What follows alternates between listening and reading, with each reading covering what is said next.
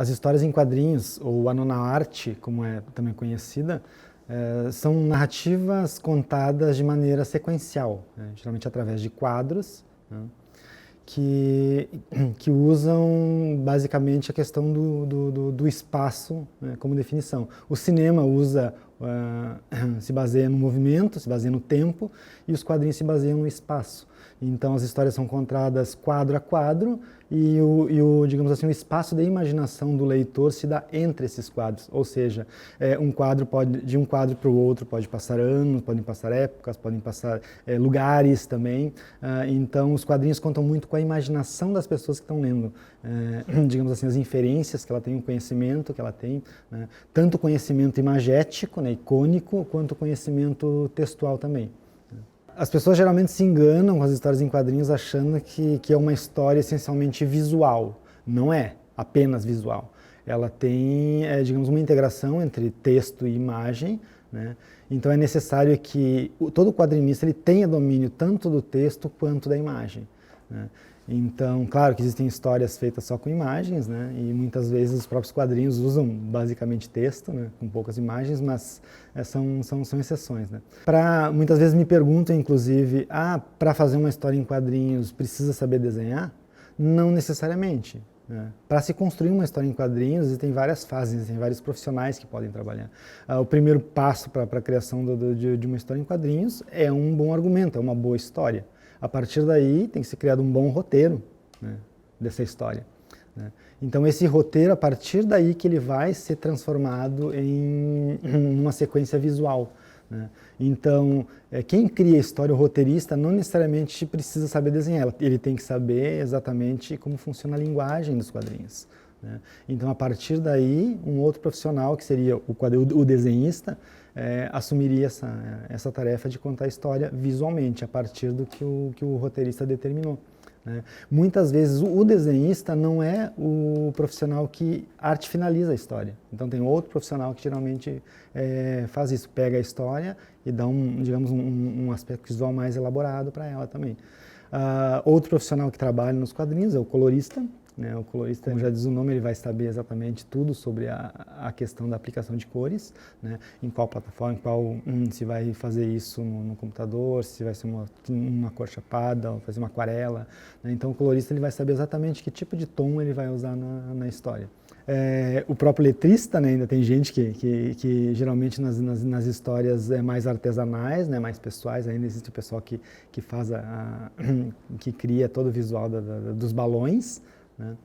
Então existem profissionais para todos os momentos, para todas as etapas de produção de quadrinhos, existem profissionais diferenciados. Não necessariamente o autor precisa fazer tudo, né? Antigamente sim, geralmente o autor construía a história, criava a história, desenhava, arte finalizava, inclusive depois vendia a história por aí, né? Mas hoje não, hoje normalmente, ainda mais na área mais comercial, né, existe uma grande equipe que faz esse tipo de trabalho, né? Então quem realmente gosta de quadrinhos está apto a trabalhar, não importa se desenha ou não. Pode ser um grande roteirista de quadrinhos sem saber desenhar. Claro, tem que saber os conceitos da linguagem dos quadrinhos, né? Então, no momento que sabe isso, vai saber construir uma boa história. O roteirista, geralmente, ele imagina como a história vai se desenrolar. Então, ele já dá uma ideia de como ele imagina aquela situação dentro de um quadro. Como tem a linguagem cinematográfica, né? Tem também a linguagem dos quadrinhos, né, que se baseia na linguagem cinematográfica. Aí eu falo de plano, contraplano, né, toda aquela linguagem cinematográfica, né? Então as linguagens dos quadrinhos também é uma linguagem que se beneficia do cinema, né? Claro, com elementos diferentes, porque no caso do cinema, como ele é em movimento, o cinema é em movimento também, né? Mas o movimento ele é constante. Já nos quadrinhos, como é um movimento de quadro a quadro, o leitor precisa olhar um quadro e fazer uma conexão com o quadro seguinte. O que existe entre esses quadros fica a critério da imaginação, da experiência, da inferência do leitor. Então, normalmente, os quadrinhos eles conseguem passar muito tempo, décadas, conseguem sair de um lugar para o outro, de um quadro para outro, né, contando com a habilidade, com a capacidade de interpretação e com a imaginação do leitor, né? Então, os quadrinhos tratam da questão do movimento de uma forma diferente, né? quem lida com quadrinhos, ele tem que saber exatamente o que espera daquilo ali.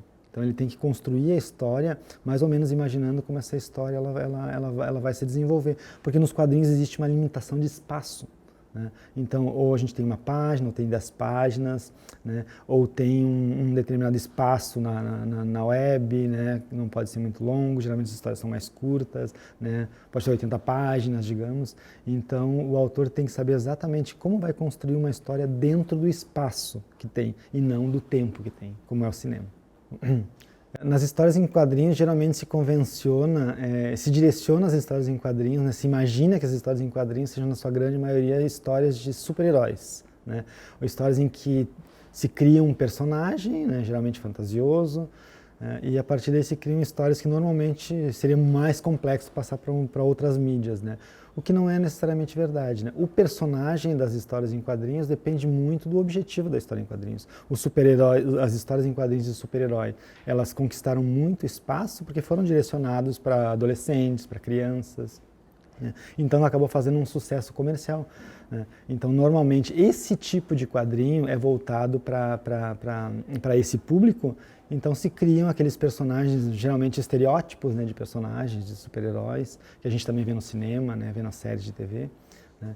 Então que é na visão dos heróis ocidentais, né, aquele herói que vai fazer o bem, que vai salvar as pessoas e que no final tudo vai ficar tranquilo. É a idealização de um personagem heróico que a gente tem na cultura ocidental. Ocidental porque na oriental é completamente diferente, né? Na oriental o herói pode ser aquele que vai dar a vida, vai se sacrificar, vai morrer em torno de um bem maior, de uma pessoa, de um grupo, né? Então são conceitos bem diferentes. Mas os quadrinhos, eles não ficam só nesse tipo de personagem. O grande sucesso dos quadrinhos, quando se fala de premiações, quando se fala de sucesso de crítica, são personagens que, digamos assim, eles representam o próprio autor, né? Então, o próprio personagem é o narrador e representa o autor. As narrativas biográficas em quadrinhos são narrativas que fazem muito sucesso, que geralmente conquistam praticamente todos os prêmios que os quadrinhos conquistam dentro da área de literatura vêm dessas obras, onde o próprio autor se coloca como personagem e acaba fazendo um relato de vida, acaba contando algum, digamos assim, algum determinado episódio jornalístico, né, ou conta uma história curta, mas geralmente ele se coloca dentro daqueles fatos, né, ou por experiência própria, ou por experiência de alguém, então acaba retratando aquilo que eu chamo de recortes do cotidiano, né? Então os quadrinhos são muito famosos quando se fala de premiação e de crítica, nesse tipo de histórias, né? Então, geralmente as histórias europeias trabalham muito isso, né? As próprias histórias orientais, japonesas também trabalham bastante esse tipo de quadrinhos. São segmentos diferentes, são ideias diferentes, são personagens diferentes criados com o seu determinado fim, né? Ou comercial, ou mais comercial, ou mais artístico, depende muito da intenção do autor. Eu sempre digo que os quadrinhos, eles se adaptam à plataforma, à ferramenta que eles que está sendo disponibilizado, né? Então nós temos as tiras, né, que se ajustaram digamos assim, à necessidade comercial dos jornais, né? Então as tiras, como são curtas, geralmente em 1, 2, 3 quadros, elas contam uma coisa mais humorística, uma piada. Que temos o cartoon, que temos a charge também. Então os quadrinhos se adaptaram à parte gráfica das revistas, né, das comics, o que muda completamente a composição e a montagem de um quadrinho.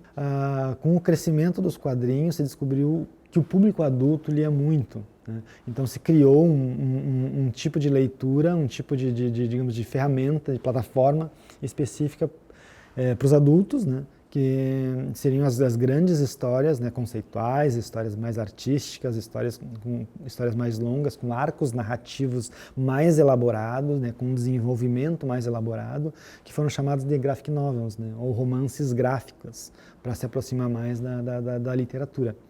Hoje, os quadrinhos se adaptaram a uma nova ferramenta, são as ferramentas digitais, né, as ferramentas da web.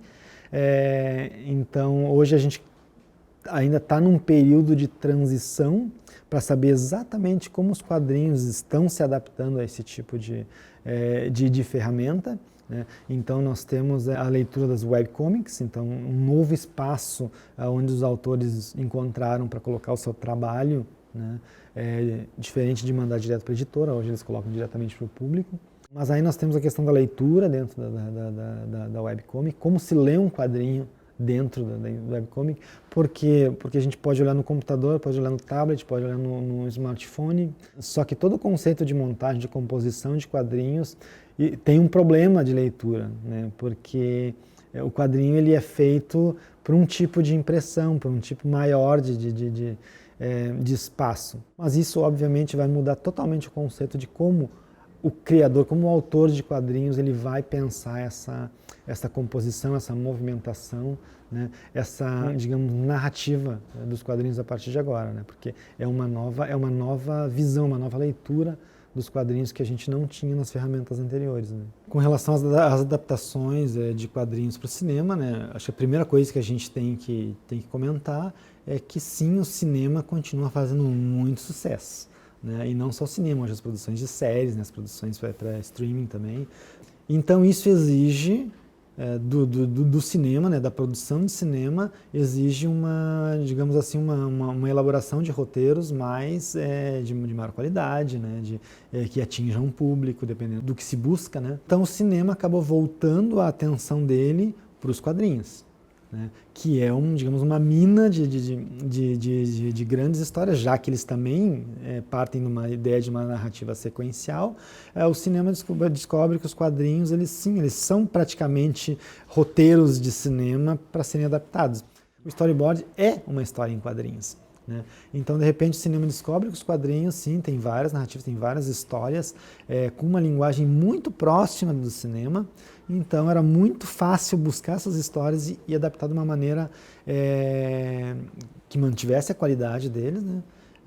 E que não comprometessem muito trabalho. Claro que o grande boom do cinema, do cinema adaptando os quadrinhos, foi agora com as adaptações das histórias de super-heróis. Nos quadrinhos, como em qualquer outra mídia, né, vamos dizer assim, o básico tem que ler muito. Tem que entender a linguagem de quadrinhos para poder falar sobre quadrinhos. Isso é uma coisa que eu sempre falo quando eu falo em oficinas, em palestras. Nós temos uma grande deficiência na questão da interpretação visual, né? Então, pouco a gente aprende sobre a leitura da imagem, né? Então, nós precisamos exercitar mais esse tipo de leitura. Não apenas a leitura das palavras, mas a leitura da imagem em si, a questão imagética, né, que geralmente é deixada em segundo plano, né? Existe uma linguagem, existe uma gramática, né, existe todo um conceito imagético, de leitura de imagem, que nós precisamos exercitar. Então, para poder entender um pouco sobre quadrinhos, nós temos que exercitar esse nosso lado de interpretação visual, né? Nós temos que entender sobre símbolos, sobre ícone, né, sobre signos. Então, nós temos que saber exatamente como a imagem se insere na comunicação, né, hoje. Para entender quadrinhos, nós temos que ler quadrinhos. Que parece uma coisa óbvia, mas não é, né? Pouca gente sabe como funciona a estrutura de uma história em quadrinhos. Então, nós temos que ler histórias em quadrinhos de graphic novels com arcos dramáticos gigantescos, aquelas histórias que têm quase 1000 páginas, aquelas histórias que têm 10 páginas, como é que funciona uma, como é que funciona a outra. Nós temos que aprender como os autores conseguem trabalhar uma narrativa que integra texto e imagem de uma maneira concisa, de uma maneira, digamos assim, que traga qualidade e de uma maneira que as pessoas possam entender bem. Se a pessoa não tem a capacidade, ou não tem o interesse, ou não tem o tempo de aprender a desenhar, ela pode sim aprender a pensar as histórias em quadrinhos em forma de roteiro. Então pode ser um grande roteirista, pode ser um argumentista, pode trabalhar a ideia dos quadrinhos. Para isso também precisa saber da linguagem dos quadrinhos. É claro, também tem que ler bastante para poder entender como funciona os quadrinhos dentro daquilo que é mais caro para os quadrinhos, que é o espaço, né? Se gosta do desenho, se gosta da questão da ilustração, pode se transformar num quadrinista, num ilustrador, né, de quadrinhos. Para isso também vai ter que estudar, a partir daí vai ter que estudar, o roteirista vai ter que estudar texto, vai ter que estudar construção de roteiro, né? o desenhista, o ilustrador vai ter que estudar a questão da ilustração, da composição, do desenho, né? A possibilidade de participar de eventos, né, da Comic Con, de mostrar o seu trabalho, né, de conversar com pessoas que realizam, conversar com autores. Isso cria oportunidade, cria uma rede de amigos, né, que pode apresentar teu trabalho, que pode levar para outra pessoa, que pode encontrar alguma equipe boa e futuramente pode desenvolver algum bom trabalho, né?